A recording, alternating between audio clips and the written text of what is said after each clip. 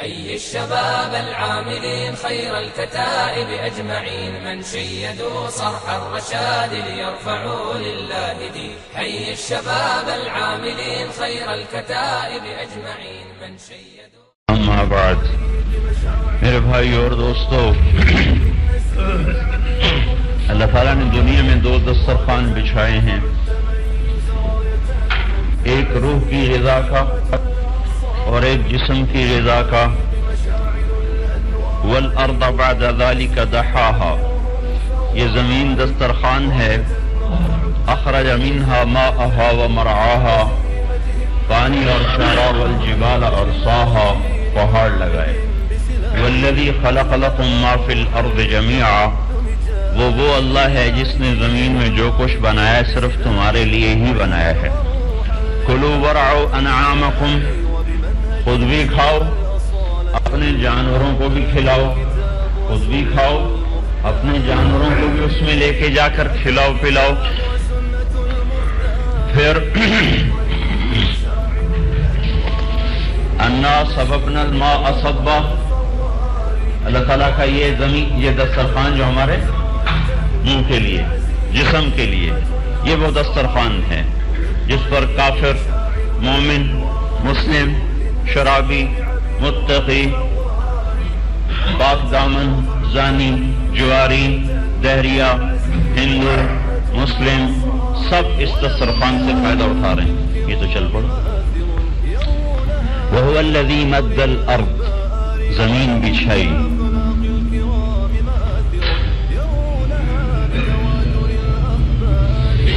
ثُمَّ شَقَقْنَا الْأَرْضَ شَقًّا، پھر اس کو پھاڑا۔ فَأَنبَتْنَا فِيهَا حَبًّا وَعِنَبًا، اس میں سے غلے نکالے، پھل نکالے، انگور۔ وَقَضْبًا وَزَيْتُونًا وَنَخْلًا وَحَدَائِقَ غُلْبًا وَفَاكِهَةً وَأَبًّا، اس میں باغات بنائے، اس میں غلے، اس میں کھجوریں، اس میں زیتون، اس میں گندم، اور اس میں بے شمار پھل، اور اس میں چارہ، ابن، چارہ۔ یہ سب کس لیے ہے؟ متاع لکم ولانعامکم، تاکہ یہ جو جسم ہے اس سے فائدہ اٹھا سکے، جسم کو اس سے نفع پہنچے۔ آیۃ لہم الارض المیتۃ احییناها فاخرجنا منها حبا فمنه یاکلون، یہی ہماری نشانیوں میں سے ہے کہ ہم نے زمین کو بچھایا اور اس میں سے غلوں کو نکالا تاکہ تم کھا سکو۔ وجعلنا فیہا جنات من نخیل واعناب، اور اس میں ہم نے باغات لگائے کھجوروں کے، انگوروں کے۔ وفجرنا فیہا من العیون، اور اس میں ہم نے چشمے جاری کیے میٹھے پانی کے۔ ھذا عذب فرات، یہ میٹھا ہے۔ ھذا ملح اجاج، یہ کڑوا ہے۔ ومن کل تأکلون لحما طریا، اس سے بھی کھاتے ہو، اس سے بھی کھاتے ہو۔ یہ اللہ کا دسترخوان سب کے لیے ہے۔ اس میں جس نے نجس قرار دے دیا جس خنزیر کو، اس کو بھی اسی میں سے کھلاتا ہے، اور نجس قرار دے دیا مشرک کو، اللہ تعالیٰ اس کو بھی اس میں سے کھلاتا ہے۔ یہ دسترخوان اللہ تعالیٰ کا عام ہے۔ اس جسم کو بنایا جس نظام سے انبیاء کا جسم بنا، اسی نظام سے ایک عام آدمی کا جسم بنا، جس نظام سے ایک عالم کا جسم بنا، اسی سے ایک مشرک کا جسم بنا۔ وہ ایک اللہ تعالیٰ کا انسانی جسم کو چلانے کا ایک نظام بنا ہوا ہے۔ اسی کے تحت جب وہ دنیا میں آتا ہے تو یہ ایک کھلا دسترخوان اپنے سامنے وہ پاتا ہے۔ سورج، ستارے، چاند، ہوائیں، موسم، یہ سب ان فی خلق السماوات والارض، زمین آسمان کی پیدائش، واختلاف اللیل والنہار، دن اور رات کی گردش، والفلک التی تجری فی البحر بما ینفع الناس، سمندر میں کشتیوں کا چلنا جس سے تجارت چلتی ہے۔ وما انزل اللہ من السماء من ماء فاحیا بہ الارض بعد موتها، اور آسمان سے پانی کا برسنا، زمین کو زندہ کرنا۔ وبث فیہا من کل دابہ، چاروں طرف مخلوق کو پھیلانا، وتصریف الریاح ہواؤں کا بدلنا،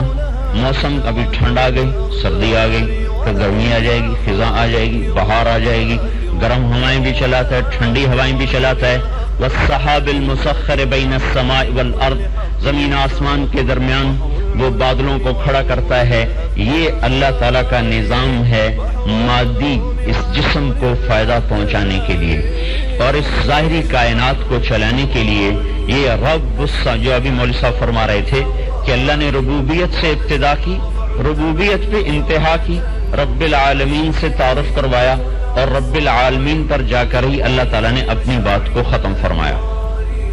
پھر اس میں بے شمار چوپائے جو آپ کے لیے ذبح ہوتے ہیں، قربان ہوتے ہیں، ان کا دودھ بھی ہے، والانعام خلقہا، یہ جانور، لکم فیہا دفء، گرمائش، یہ جیکٹ پہنی ہوئی ہے، ومنافع، تجارت ہے، ومنہا تاکلون، روزانہ بکری ذبح ہو رہی، گائے ذبح ہو رہی، بھینس ذبح ہو رہی، گوشت بھی کھاؤ، وَلَكُمْ فِيهَا جَمَالٌ حِينَ تُرِيحُونَ وَحِينَ تَسْرَحُونَ، اس میں تمہارے لیے خوبصورتی ہے۔ یہ آیت شہری آدمی نہیں سمجھ سکتا، یہ آیت صحرائی اور دیہاتی آدمی سمجھ سکتا ہے کہ مال دروازے پہ کھڑا، گھوڑے کھڑے ہوں، اونٹ کھڑے ہوں، وہ کتنے خوبصورت نظر آتے ہیں، ان کی چال کیسی خوبصورت، ان کا جانا، ان کا آنا، ان کا چلنا، ان کا چرنا، اس میں کیا جمال ہے، کیا خوبصورتی ہے، جس کو قرآن بتاتا ہے وَلَكُمْ فِيهَا جَمَال حِينَ تُرِيحُونَ وَحِينَ تَسْرَحُونَ۔ پھر وَتَحْمِلُ أَثْقَالَكُمْ إِلَى بَلَدٍ لَمْ تَكُونُوا بَالِغِيهِ إِلَّا بِشِقِّ الْأَنفُسِ إِنَّ رَبَّكُمْ لَرَؤُوفٌ رَحِيمٌ۔ پھر یہ تمہارا سامان اٹھا کے چلتے ہیں پہاڑوں میں، گلگت کے اونچے پہاڑوں میں جہاں سڑک کوئی نہیں، راستہ کوئی نہیں، تو وہاں اللہ نے جانور ایسے پیدا کیے، ان کے سم ایسے بنا دیے کہ رکھ دیں بالکل چکنے پہاڑ پر، چکنے پتھر پر، وہ اپنا پاؤں رکھ دیں تو اس کو کوئی ہلا نہیں سکتا، گوند کی طرف چپک جائے، اور وہ آپ کا سامان اٹھا کے اوپر کو چلتے ہیں۔ والخیل والبغال والحمیر لترکبوها وزینہ ویخلق ما لا تعلمون، پھر گدھے اور گھوڑے اور خچر، یہ سب تمہارے لیے۔ پھر ایک فائدہ اور بتایا، ومن جلود الانعام بیوتا، تم ان جانوروں کی کھالوں سے گھر بناتے ہو، تستخیفون یوم غانکم یوم اقامتکم، کیونکہ عرب کے صحرائی لوگ تھے اور اب بھی ہیں اور ہر زمانے میں رہیں گے، کہ تم ان کے خیمے بناتے ہو، وہ لگانے میں بھی آسانی سے لگ جاتے ہیں، اکھاڑتے وقت اکھڑ بھی جاتے ہیں بڑی آسانی سے، من اشعارہا واصوافہا واوبارہا اثاثا ومتاعا الی حین، پھر اس کے کھال سے الگ فائدہ اٹھاتے ہو، بالوں سے الگ فائدہ اٹھاتے ہو، اون سے الگ فائدہ اٹھاتے ہو، یہ جانور بھی اللہ تعالیٰ نے انسانی خدمت کے لیے لگا دیے۔ پھر اتنی کائنات میں اتنے اللہ نے پھل پیدا کیے، درخت پیدا کیے، تو یہ میرے بھائیو اللہ تعالیٰ کا مادی دسترخوان ہے۔ اور انسان کی طبیعت میں تلون، روزانہ کوئی نئی سبزی پکاؤ، نئے طریقے سے پکاؤ، کبھی ٹھنڈا پیتا ہے، کبھی گرم پیتا ہے، کبھی نمکین پیتا ہے، کبھی دال کھاتا ہے، کبھی گوشت کھاتا ہے، کبھی سبزی کھاتا ہے، کبھی مٹھائی کھاتا ہے، مٹھائی کی ہزاروں قسمیں بن گئیں اور اس کی بڑی بڑی دکانیں بن گئیں، وہ ساری ہی معدے خراب کرنے کے سامان ہیں، لیکن زبان کے چسکے سے آدمی مجبور ہے کہ حق مٹھائیوں کی قسمیں، نمکین چیزوں کی قسمیں، پانیوں کی قسمیں، مشروب بھی ہے، دودھ بھی ہے، شربت بھی ہے، چائے بھی ہے، کافی بھی ہے، بوتلیں بھی ہیں، وہ پیپسی بھی ہے، 7 اپ بھی ہے، یہ سب کس لیے ہے کہ انسان ایک چیز سے قانع نہیں ہوتا، رنگ بدلتا رہتا ہے، اور یہ مزاج اس لیے ہے کہ اس نے جنت میں جانا ہے، اور جنت میں مزاج اگر ایسا نہ ہو تو فائدہ کیسے اٹھائے گا؟ وہاں یہ مزاج کروڑوں گنا بڑھ جائے گا۔ اسی طرح ایک اللہ نے روحانی دسترخوان بچھایا ہے، ایک رب جو ہوا تو جسم کو پالنے کے لیے تو اتنے لمبے چوڑے اسباب، اور روح جس کی برکت سے جسم قائم ہے، میں حرکت کر رہا ہوں، آپ بیٹھے سن رہے ہیں، روح اندر ہے نا، ابھی روح گئی تو بس مردہ بن گئے، وہ نام بھی ختم ہو جاتا ہے، میت ہو جاتا ہے، میت، وہ میت بن جاتا ہے۔ تو جسم کا یہ سارا نظام میں نے آپ کی خدمت میں عرض کیا، یہ روح کے بھی تقاضے ہیں، اس کو بھی دسترخوان چاہیے، اس کو بھی غذا چاہیے، یہ بھی ایک غذا پہ راضی نہیں، اس کو بھی مختلف غذائیں چاہیے، اس کو بھی مختلف شربت چاہیے، مختلف غذا چاہیے، تو اللہ تعالیٰ کا ایک دسترخوان وہ روح کا بچھا ہے روحانیت کے لیے اور روح کے لیے اور روح کو غذا پہنچانے کے لیے اللہ تعالیٰ کا دوسرا دسترخوان ہے، وہ قرآن مجید ہے۔ یہ اللہ کا روحانی دسترخوان ہے۔ جسم زمین سے نکلا، غذائیں بھی زمین سے ہیں، پانی زمین سے، غلے زمین سے، پھل زمین سے، جانور زمین سے، مچھلیاں زمین سے، ہر غذا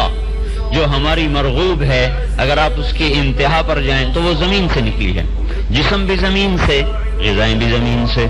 روح زمین سے نہیں ہے۔ یسألونک عن الروح، انہوں نے پوچھا روح کیا ہے؟ تو جواب آیا قل الروح من امر ربی، روح اللہ کا امر ہے آسمان سے۔ جسم کے بننے کا نظام زمین پہ ہے، میاں بیوی ملے، ایک نظام چلا، ایک شکل بنی، ہڈیاں بنی، ثم خلقنا النطفة علقة فخلقنا العلقة مضغة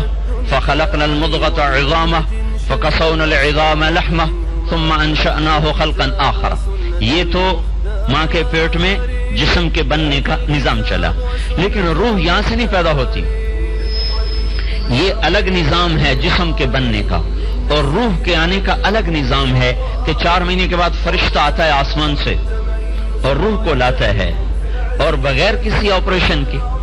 اور بغیر کسی چیر پھاڑ کے وہ ماں کے پیٹ کی گہرائیوں میں اترتا ہے اور جا کر اس بچے کے ناک کے ذریعے سے روح اس کے اندر ڈال دیتا ہے اور واپس چلا جاتا ہے۔ پتہ ماں کو تب چلتا ہے جب بچہ حرکت میں ہوتا ہے، اوہ اچھا زندگی آ گئی۔ یہ روح کا نظام دوسری طرف سے ہے، جسم کا نظام دوسری طرف سے ہے۔ تو روح آسمان سے آئی ہے، اس کی غذا کو اللہ نے آسمان سے اتارا، تنزیل اتارا گیا من الرحمن الرحیم، رحمان رحیم کی طرف سے اتارا گیا، تنزیل ممن خلق الارض والسماوات العلا، یہ اتارا گیا اس ذات کی طرف سے جو ساتوں زمین آسمان کا بنانے والا ہے اور ساتوں زمین آسمان کا وہ بادشاہ ہے۔ تو قرآن آسمان سے آیا، یہ انسان کی روح کی غذا ہے، انسان کی روح کی تسکین کا سامان ہے اور انسانوں کی ہدایت اور رہبری کا سامان ہے۔ یہ اللہ کا علم ہے، یہ اللہ کا کلام ہے، یہ اللہ کی اپنی زبان مبارک سے نکلا ہوا نغمہ ہے جو قیامت تک محفوظ ہے، باقی ہے، اور اس کی صفت ہے یہدی للتی ہی اقوم، یہ سیدھا راستہ دکھاتا ہے۔ روٹی نہ ملے تو آدمی پریشان، پانی نہ ملے پریشان، نیند نہ ملے پریشان، چائے نہ ملے پریشان۔ ایسے ہی جب روح کو اس کی غذا نہیں ملتی تو یہ پریشان، اس کو اس کی غذا نہ ملے تو یہ بے چین بے قرار۔ تو اللہ تعالیٰ نے میرے بھائیو اگر قرآن نہ ہوتا تو ساری دنیا جانور اور انسان میں کوئی فرق نہ ہوتا۔ جانور بولتے نہیں، انسان بولتے ہیں، ان کا اور ان کا فرق یہ تھا بس کہ انسان بولتا ہے وہ نہیں بولتے۔ تو میرے بھائیو یہ قرآن اللہ کی کتاب بن کے آیا، اللہ کی طرف سے روح کا سامان بن کے آیا، یہ روح کی غذا بن کے آیا، یہ روح کا دسترخوان بن کے آیا۔ جیسے مادی دسترخوان پہ رنگا رنگ کے کھانے ہیں، قرآن کے دسترخوان پر رنگا رنگ کی نعمتیں ہیں، کہیں ایمان کے تذکرے ہیں، روح کی غذا، کہیں نماز ہے، کہیں ذکر ہے، کہیں تلاوت ہے، کہیں روزہ ہے، کہیں اکرام ہے، کہیں خدمت ہے، کہیں سخاوت ہے، کہیں انابت ہے، کہیں رغبت ہے، کہیں خوف ہے، کہیں شوق ہے، کہیں رونا دھونا ہے، کہیں سجدے ہیں، کہیں رکوع ہیں، کہیں طواف ہیں، کہیں حج ہیں، کہیں عمرے ہیں، اور کہیں رات کو اٹھ کے اللہ کے لیے تڑپنا ہے، صلہ رحمی ہے، عفت ہے، عفاف ہے، تقوی ہے، احسان ہے، عدل ہے، انابت ہے، صدق ہے، تواضع ہے، عاجزی ہے، مسکنت ہے، اللہ کی محبت ہے، شیطان کی نفرت ہے، جنت کے شوق ہیں، دوزخ کے خوف ہیں، اللہ کے لیے جانوں کا لگانا ہے، مال کا لگانا ہے، اللہ کے لیے گھروں کا چھوڑنا، اس کے رسول کی محبت میں تڑپنا مچلنا، اس کے قرآن کو راتوں کو اٹھ کے پڑھنا، اس کے لیے دھکے کھانا مارے مارے پھرنا، یہ قرآن کا دسترخوان ہے جس پر ہزاروں قسم کی غذائیں اللہ تعالیٰ نے چن کے رکھ دی ہیں کہ جیسے میرا بندہ گوشت کھاتے کھاتے کہتا دال ہونی چاہیے، تو میرے نام میں لگے طبیعت میں کچھ کسل مندی پیدا ہوئی تو دال بھی موجود ہے، بیوی بھی ہے، بچے بھی ہیں، کاروبار بھی ہے، چلو بھائی دال کھا لو 4 دن، ہر قسم کا سامان اللہ تعالیٰ نے قرآن کے دسترخوان سجایا اور آسمان سے اتار کر اعلان فرمایا کہ یہ میرا قرآن ہے، یہ میری کتاب ہے، اور ان یہدی للتی ہی اقوم ہے، یہ سیدھے راستے کی طرف چلانے والا ہے۔ من جعلہ امامہ ساقہ قادہ الی الجنہ، جو قرآن کو آگے رکھے گا اسے جنت میں لے جائے گا۔ من جعلہ خلفہ قادہ الی النار، جو قرآن کو پیچھے رکھے گا اسے قرآن اٹھا کے جہنم میں ڈال دے گا۔ یہ صرف رمضان میں سننے کے لیے نہیں آیا، رمضان میں پڑھنے کے لیے نہیں آیا، اور صبح نماز کے بعد 1 رکوع 2 رکوع پڑھنے کے لیے نہیں آیا، ایک زندگی کا دستور لے کر آیا ہے۔ اور رمضان کو قرآن سے مناسبت ہے، سارے آسمانی علم کو اس سے مناسبت ہے کہ ساری آسمانی کتابیں رمضان میں اتری، قرآن بھی رمضان میں اترا اور بڑی شان سے اترا۔ پہلے 50,000 سال آدم کی پیدائش کے اللہ نے قرآن کی تلاوت فرمائی، سورہ طٰہٰ، سورہ یاسین کی تلاوت فرمائی۔ پھر پیدائش آدم سے 2000 سال پہلے اللہ تعالیٰ نے اس کو لوح محفوظ پہ لکھوایا، لوح محفوظ پہ لکھوایا۔ پھر رسول اللہ صلی اللہ علیہ وسلم کی آمد پر لیلۃ القدر میں، جس کو اللہ بدلتے رہتے ہیں، آخری عشرے میں اللہ نے پھر اس کو دوبارہ لکھوایا۔ پہلے لوح محفوظ پہ لکھوایا 2000 سال پیدائش آدم سے قبل، پھر اللہ تعالیٰ نے اس کو دوبارہ لکھوایا اور پورے کا پورا لکھوا کر اللہ تعالیٰ نے پہلے آسمان پہ اتار دیا۔ انا انزلناہ فی لیلۃ القدر، انزال کہتے ہیں اکٹھا اتارنے کو، اور تنزیل کہتے ہیں تھوڑا تھوڑا اتارنے کو، تو قرآن کے بارے میں دونوں لفظ آتے ہیں۔ انا انزلناہ فی لیلۃ القدر، ہم نے اس کو پورا اتار دیا لیلۃ القدر میں۔ دوسری جگہ فرما رہے ہیں تنزیل من الرحمن الرحیم، یہ قرآن ہے تھوڑا تھوڑا اتارا گیا۔ تو لیلۃ القدر میں پورا لکھوا کر مرتب کر کے پہلے آسمان پہ رکھ دیا، پھر پہلے آسمان سے 23 برس کے عرصے میں اللہ نے تھوڑا تھوڑا تھوڑا تھوڑا کر کے اتارا۔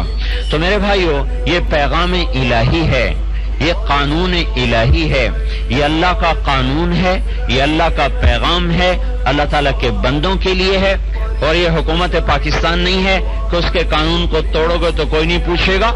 اور ظالم چھوٹ جائے گا، مظلوم پکڑا جائے گا، جابر چھوٹ جائے گا اور مجبور پکڑا جائے گا، قاہر چھوٹ جائے گا اور مقہور پکڑا جائے گا۔ نہیں نہیں، یہ بڑے طاقتور کا کلام ہے، بڑے طاقتور کا قانون ہے۔ خضعت لہ السماوات السبع، 7 آسمان اس کے سامنے جھکے ہوئے ہیں، اور خضعت لہ اعناق الجبابرہ۔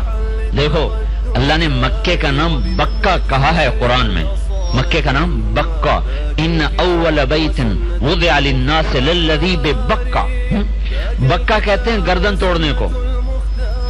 گردن مروڑ دینا، بکہ یا بکو، گردن کو مروڑ دینا، کہ یہ اس بادشاہ کا گھر ہے، اور یہ اس بادشاہ کا شہر ہے، یہ اس بادشاہ کا گھر ہے جہاں گردنیں توڑ دی جاتی ہیں اور گردنیں مروڑ دی جاتی ہیں۔ وہ عاجز نہیں، لاچار نہیں، بلکہ وہ قادر ہے، جابر ہے، قاہر ہے اور قہار ہے، جبار ہے، متکبر ہے، مہیمن ہے، عزیز ہے، قدوس و سلام ہے، مومن و مہیمن ہے، عزیز و جبار و متکبر ہے، غفار و قہار ہے، مصور الباری ہے، خالق مصور ہے، مالک الملک ہے، ذو الجلال والاکرام ہے۔ تو وہ اتنی بڑی طاقت کے ساتھ اس قانون کو زمین پہ اتارا ہے اور پھر اعلان کیا ہے کہ اس